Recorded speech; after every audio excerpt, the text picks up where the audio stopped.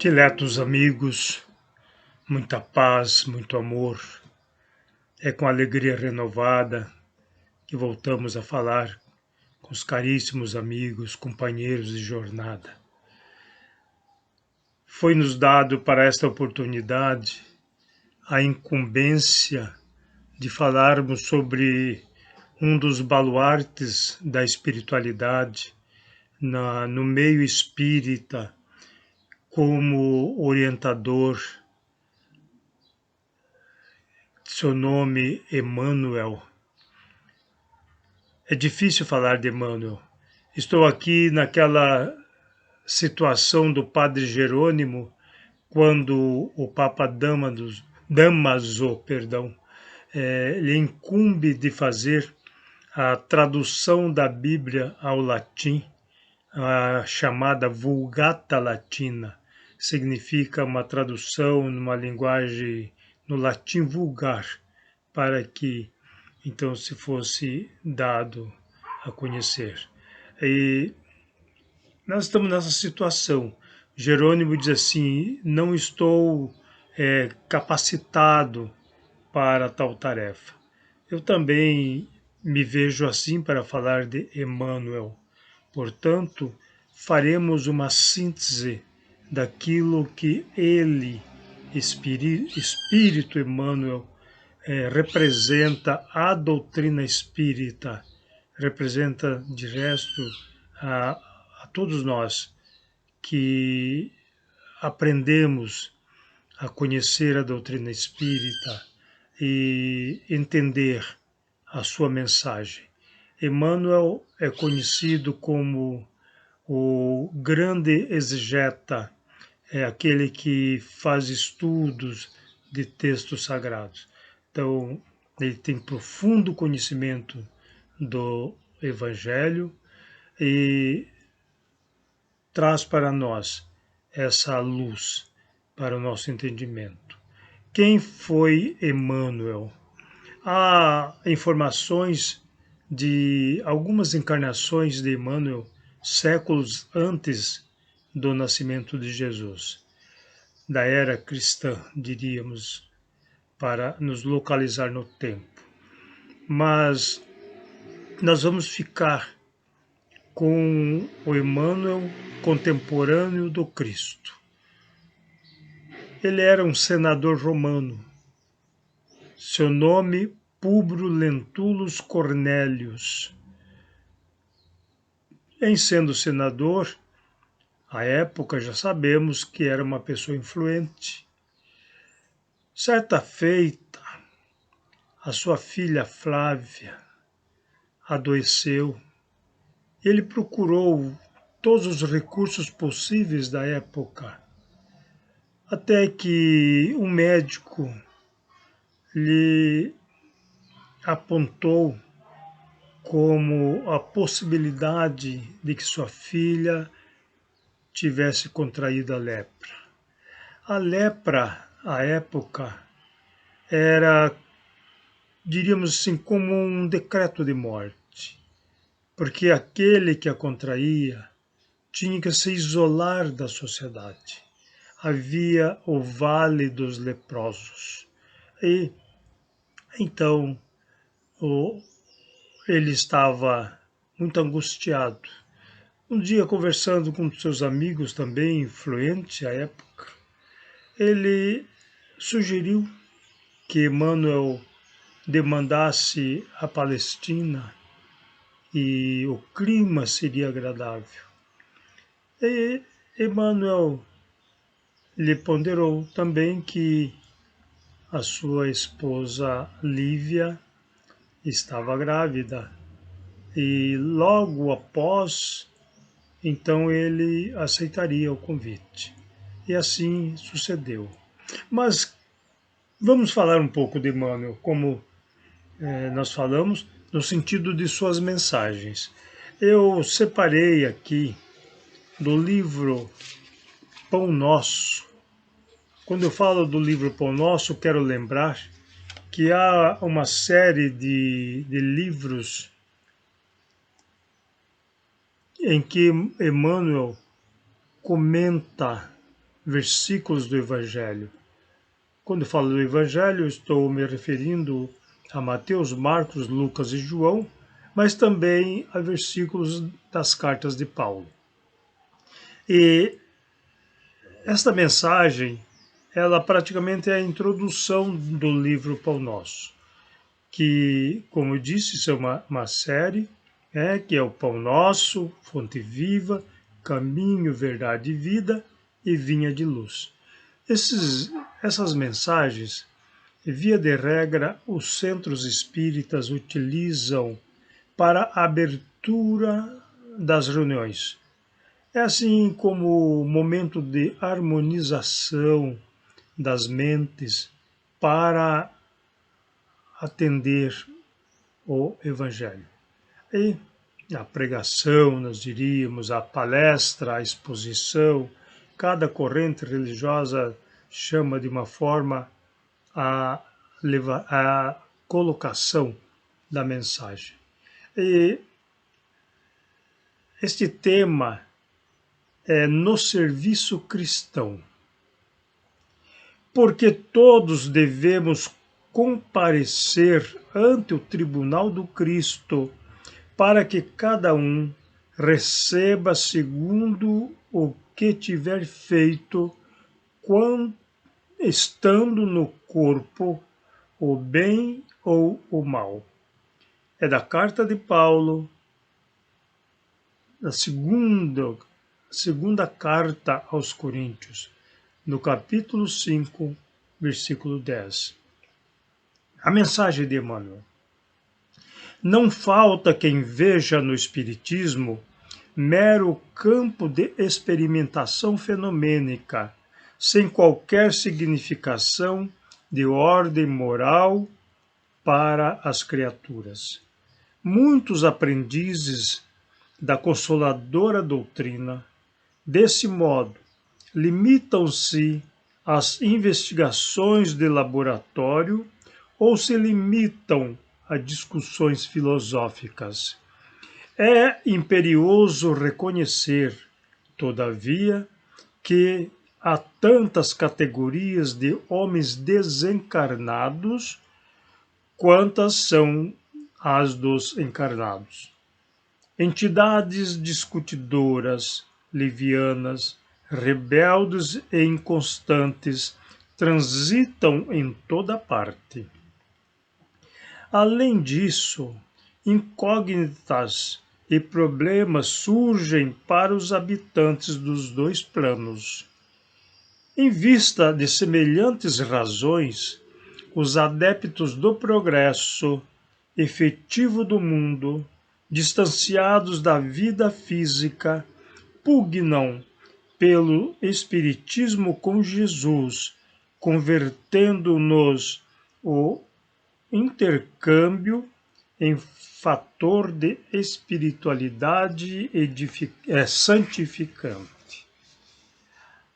Acreditamos que não se deve atacar outro círculo de vida quando não nos encontramos interessados em melhorar a personalidade naquele em que respiramos.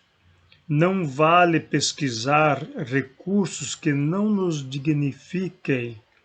Eis porque, para nós outros, que supomos trazer o coração acordado para a responsabilidade de viver, Espiritismo não expressa simples convicção de imortalidade. É clima de serviço e edificação. Não adianta guardar a certeza na sobrevivência da alma além da morte, sem o preparo terrestre na direção da vida espiritual. E nesse esforço de habilitação, não dispomos de outro guia mais sábio e mais amoroso que o Cristo. Somente à luz de suas lições sublimes é possível reajustar o caminho, renovar a mente e purificar o coração. Nem tudo que é admirável é divino. Nem tudo o que é grande é respeitável. Nem tudo o que é belo é santo. Nem tudo o que é agradável é útil. O problema não é apenas de saber, é o de reformar-se cada um para a extensão do bem. Afeiçoemo-nos, pois, ao Evangelho sentido e vivido, compreendendo o imperativo de nossa iluminação interior, porque, segundo a palavra oportuna e sábia do apóstolo, todos devemos comparecer ante o tribunal do Cristo, a fim de recebermos, de acordo com o que realizamos estando no corpo, o bem ou o mal. É a mensagem de Emmanuel em Pedro Leopoldo, Minas Gerais, no dia 22 de fevereiro de 1950. Não comentaremos a mensagem, o nosso propósito é outro nesse instante, mas aqueles que a ouvirem com atenção devem refletir sobre o que Emmanuel nos coloca nesta mensagem. E voltando a Emmanuel, senador romano, contemporâneo do Cristo, seu nome Públio Lentulus Cornélios, como já falamos. E logo que ele pôde, então ele foi à Palestina, à época a Judéia, e lá ele se encontrou com o governador romano da Judéia. À época a Judéia estava sob o jugo romano e o governador, o administrador ali representando Roma, se chamava Pôncio Pilatos. Ali ele esteve com Pôncio Pilatos, inclusive quando Jesus é aprisionado, é levado a Herodes, primeiro levado ao pontífice Caifás, ele o manda a Pôncio Pilatos o devolve a Herodes, e Herodes novamente manda a Pôncio Pilatos, dizendo que eles não tinham autoridade para julgá-lo. E então consta que quando Pôncio refuta em condenar Jesus, ele é aconselhado pelo senador Públio Lentulus que lavasse as mãos, que não condenasse, deixasse por conta da multidão. Há uma razão para isso. Quando Pôncio Pilatos, quando Públio Lentulus esteve lá, ele procurou Jesus, segundo consta, buscando a cura da sua filha. E talvez esta fosse a razão que ele tivesse aconselhado Pôncio Pilatos para que não decretasse a condenação. E assim ocorreu. Mas nós sabemos de outras encarnações do Públio Lentulus, né? Para nós, a partir de agora, de Emmanuel, que foi 50 anos após a sua desencarnação, ele reencarnou na Grécia, na condição de escravo. E lá ele conquistou a admiração dos seus senhores pela sua bagagem intelectual. E assim sucederam outras encarnações ou reencarnações, até uma encarnação que nós temos bastante conhecimento, no sentido histórico, que foi o fundador de São Paulo, o Padre Manuel da Nóbrega. E Padre Manuel da Nóbrega, consta que ao final do dia ele e o Padre José de Anchieta, eles desciam ali ao Vale do Anhangabaú e vinham refletir durante o seu dia, sobre o seu dia, e exatamente onde hoje está construída a sede da Federação Espírita de São Paulo.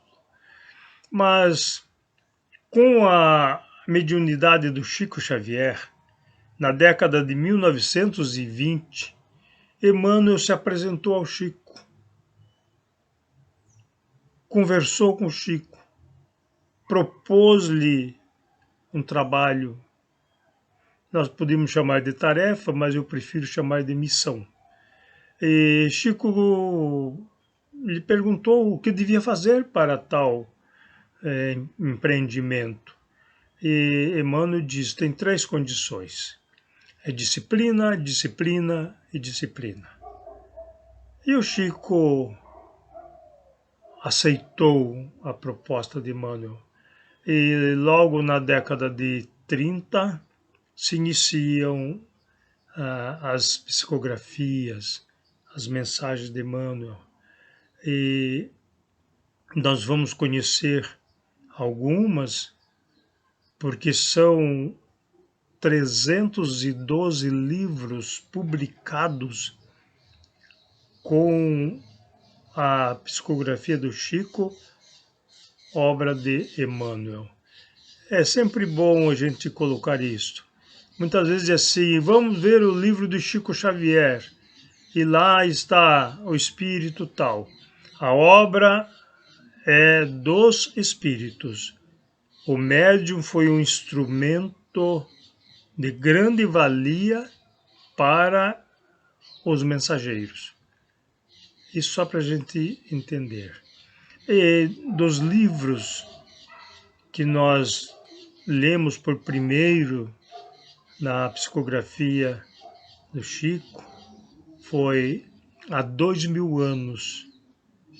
E a gente fica maravilhado com a história do Emmanuel, ali como ainda Públio Lentulus, a sua esposa Lívia, da qual ele era imensamente apaixonado, da sua filha Flávia, que foi a causa dele ir à Judéia.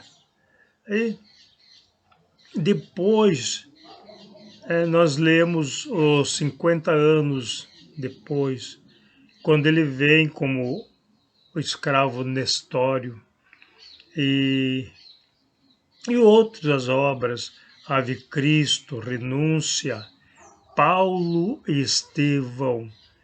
Este é um livro que todos os estudiosos da espiritualidade, não só espíritas, deveriam ler. Uma obra maravilhosa que fala de Paulo e Estevão, consubstancialmente.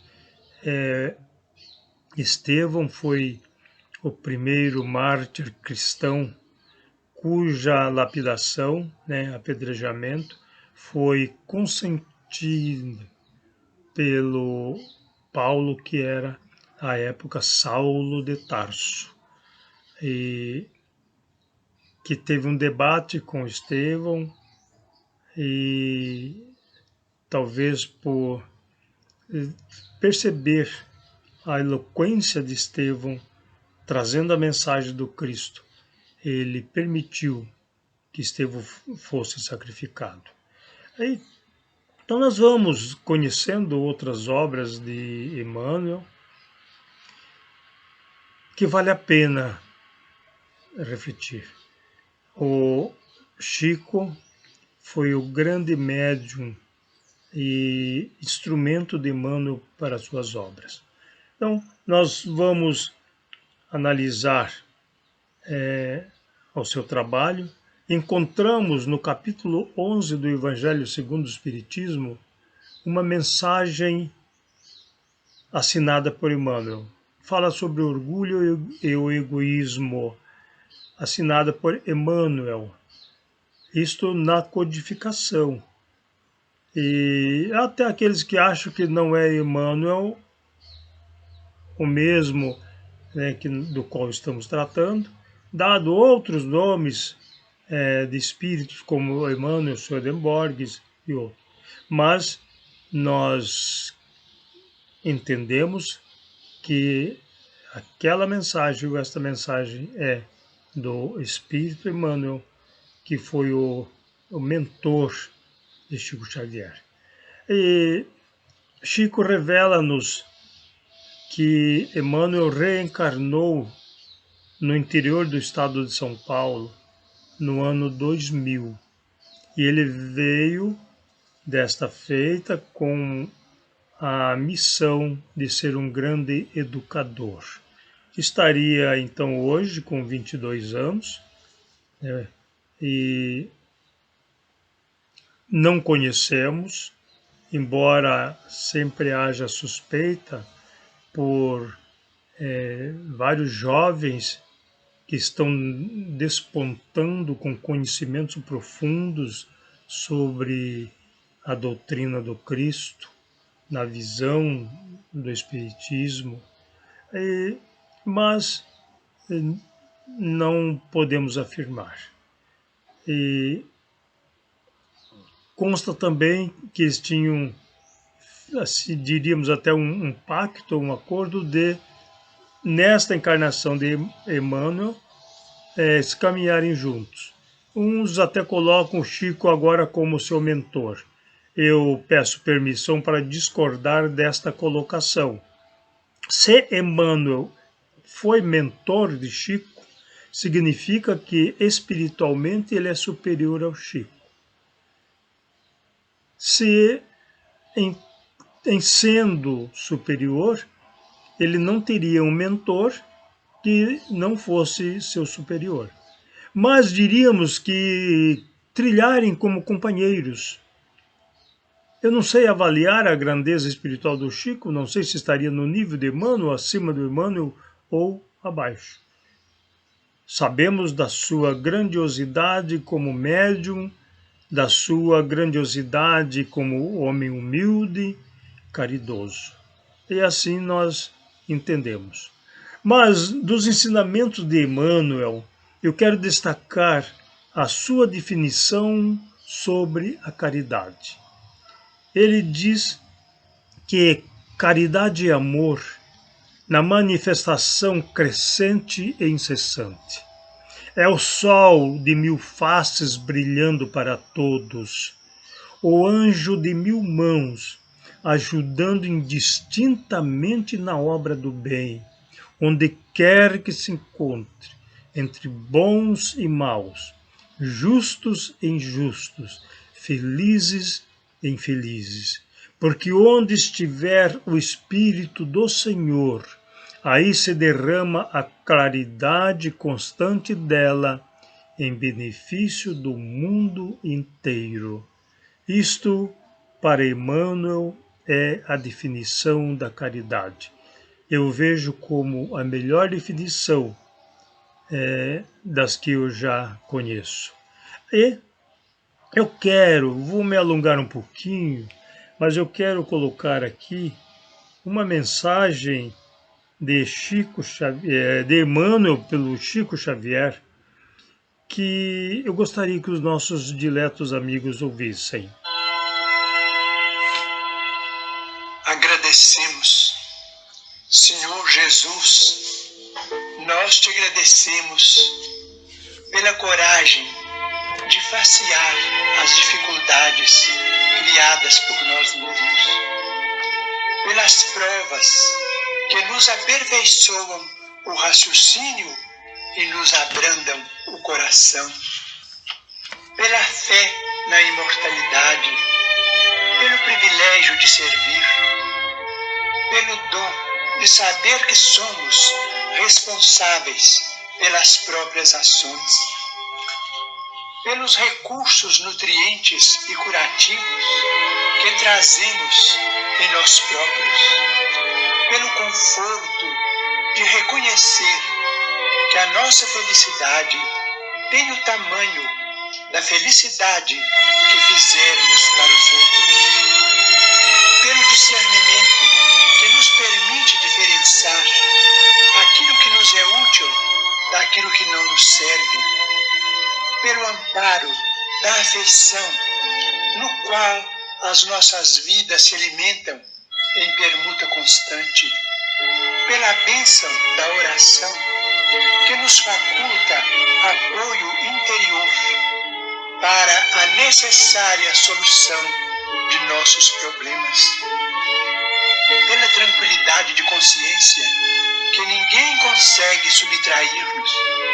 Por tudo isso e por todos os demais tesouros de esperança e de amor, de alegria e de paz, de que nos enriqueces a existência, sê bendito, Senhor, ao mesmo tempo que te louvamos a infinita misericórdia, hoje e para sempre.